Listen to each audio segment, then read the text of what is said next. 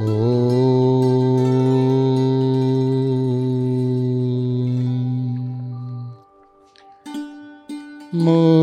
पद मिलता धीरे धीरे, मोक्ष पद मिलता धीरे धीरे।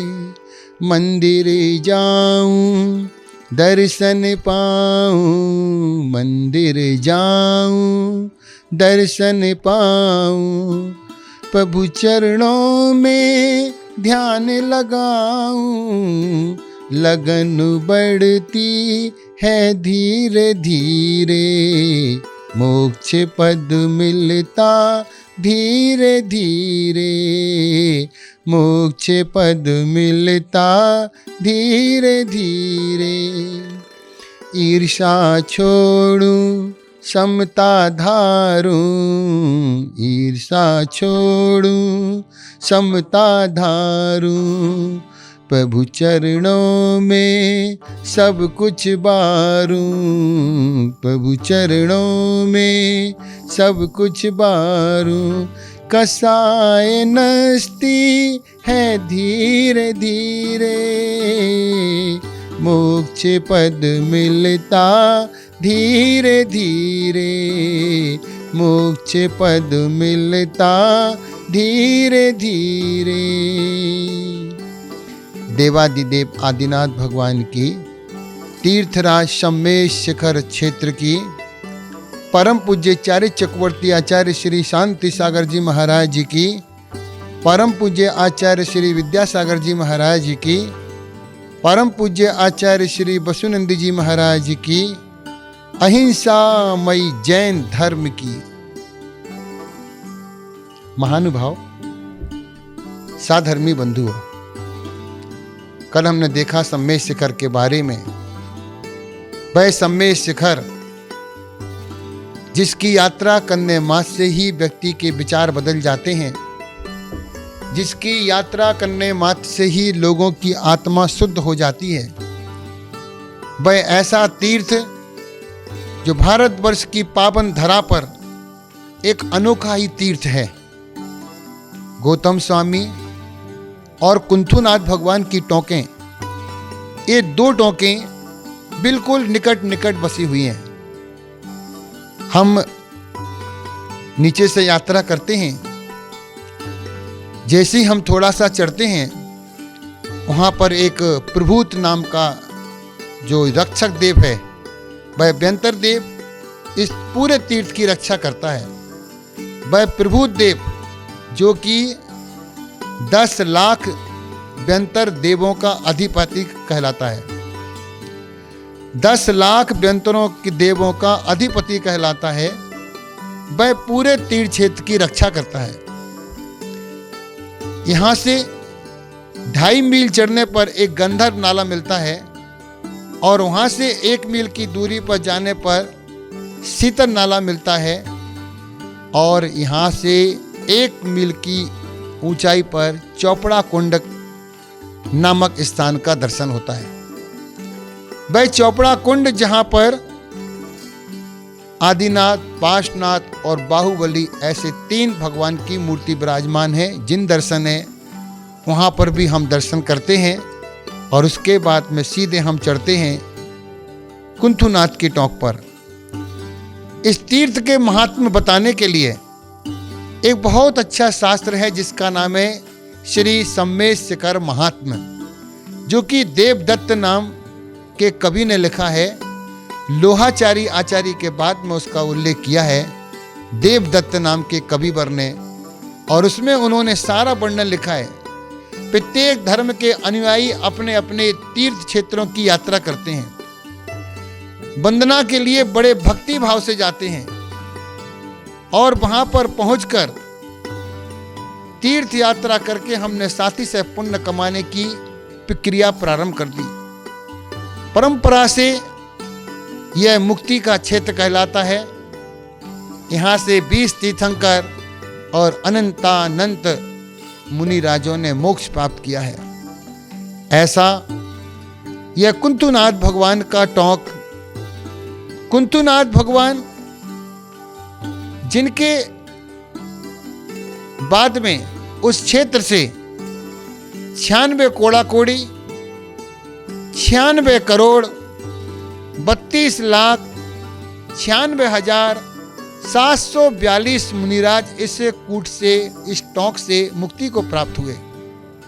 अर्थात कुंथुनाथ भगवान के तीर्थ काल में इतनी आत्माओं ने वहां से मोक्ष प्राप्त किया।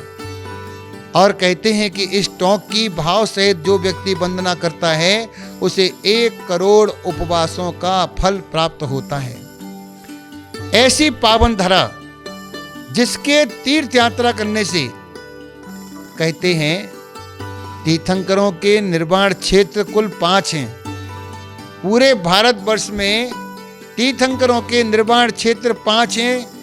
कैलाश पर्वत जहाँ से आदिनाथ भगवान ने मोक्ष प्राप्त किया, चंपापुर जहाँ से वासुपुज भगवान ने मोक्ष प्राप्त किया, पावापुर जहाँ से भगवान महावीर स्वामी ने मोक्ष प्राप्त किया, और गिरनार जी जहाँ से नेमिनाथ भगवान ने मोक्ष किया, और 5वां है सम्मेद शिखर जहाँ से 20 तीर्थंकरों ने मुक्ति प्राप्त की।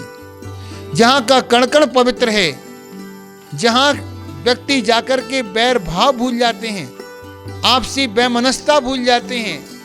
8 साल का बच्चा हो या 80 साल का बच्चा हो, बच्चे बूढ़े दोनों एक साथ इस तीर्थ की यात्रा करते हैं। यहाँ पर थकावट का कोई काम नहीं है। कई श्रावक तो बिना पानी के, बिना भोजन के पूरी 27 किलोमीटर की यात्रा करके आ जाते हैं। वह पानी भी नीचे आकर के पीते हैं, ना उन्हें भूख प्यास की चिंता होती है। यह भी एक क्षेत्र का अपना आश्रय है। कोई भी आदमी कभी भटक नहीं सकता।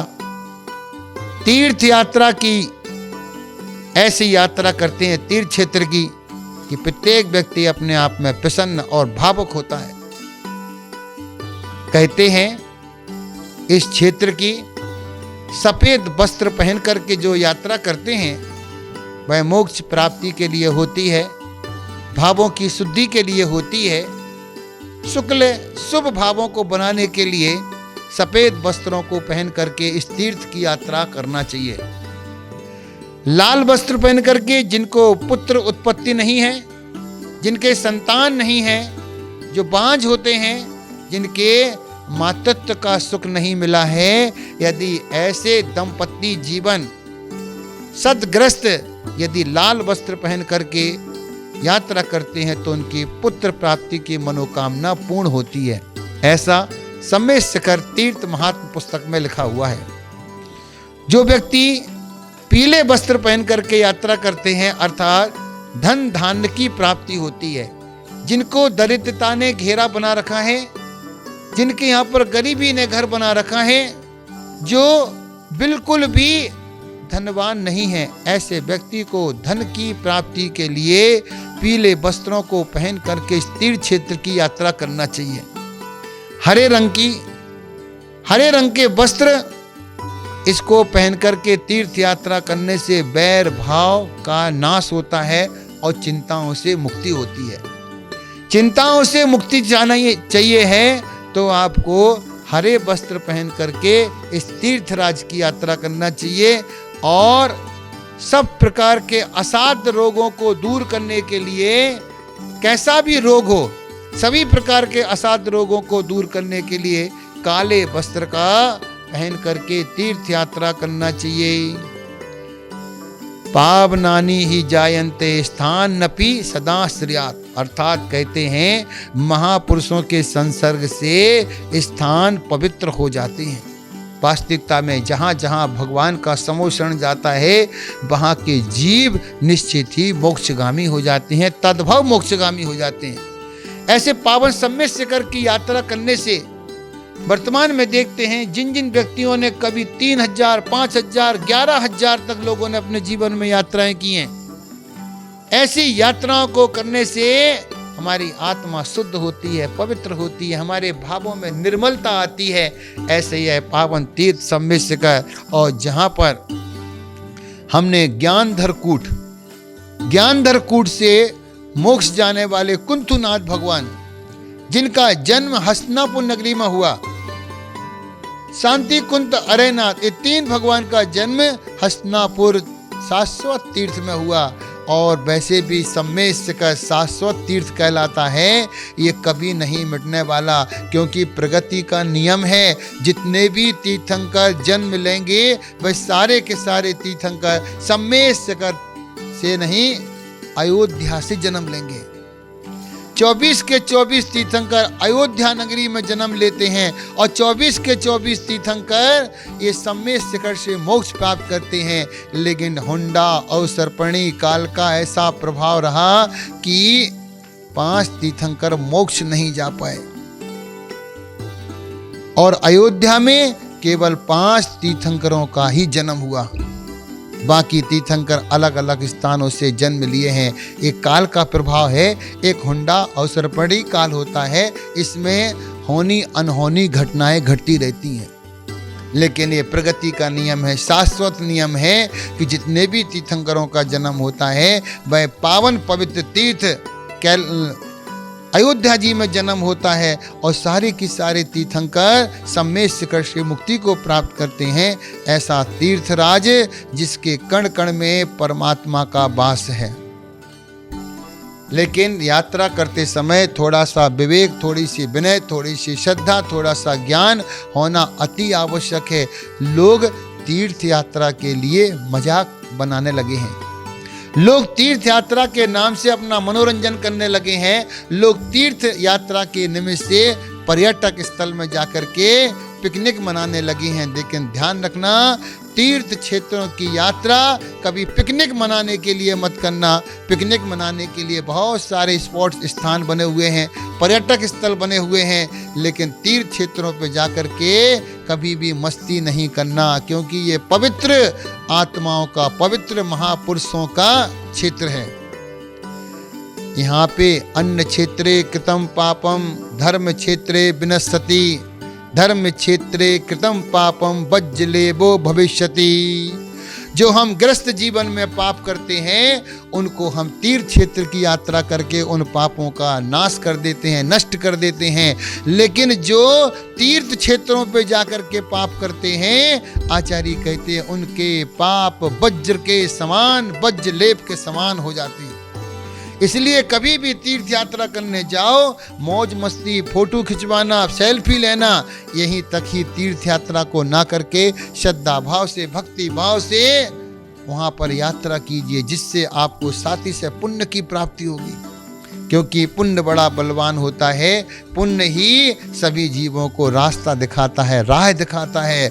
और जिसके जीवन में पुण्य नहीं होता है वह व्यक्ति दर दर की ठोकरें खाता है। आज भी हम देख रहे हैं, कोई व्यक्ति तन से दुखी है, कोई मन से दुखी है, कोई व्यापार से दुखी है, कोई संतान से दुखी है, किसी का विवाह नहीं हुआ और जिसका विवाह हो गया उसको संतान नहीं मिली, जिसको संतान नहीं मिली उसको धन नहीं मिला, जिसको धन मिला उसको सम्मान नहीं मिला।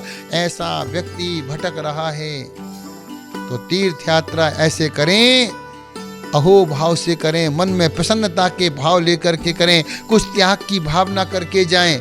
ऐसे तीर्थराज की यात्रा करने से निश्चित ही वह व्यक्ति साथी से पुण्यवान बनता है। हम भी पुण्यवान बने। ऐसे कुंथुनाथ भगवान की टोंक, कुंथुनाथ जिन राज का कोट ज्ञान धर जे, मन बचतन कर पूजहूँ शिखर समेद यजे। देवादिदेव शांतिनाथ भगवान की